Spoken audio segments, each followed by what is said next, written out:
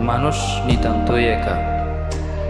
নিজের মধ্যে থাকা যোগ্যতা আর ক্ষমার ভিত্তিতে দৌড়িয়ে সাফল্যের গন্তব্যে পৌঁছতে হয়। প্রতিটা সঙ্গদাতা কেবলই স্বার্থের তরে সঙ্গ দেয়। স্বার্থহীনতা বিবেচনায় প্রতিটা মানুষ নিতান্তই একা। মানুষ এক ভিন্ন প্রবৃত্তির আবরণে ঢাকা। বাস্তবতার পরিপ্রেক্ষিতে কেবল নিজের মধ্যে লুকিয়ে থাকা ভিন্ন রূপ উপস্থাপন করে। মানুষ মূলত নিতান্তই একা। আর এই চূর্ণ বিচ্ছিন্ন হওয়া হৃদয়ে রক্তক্ষরণ কেউ লুকিয়ে রাখে অট্ট হাসির আবরণে, আবার কেউ একাকিত্ব অবলম্বনে, কেউ গোপনে কেঁদে।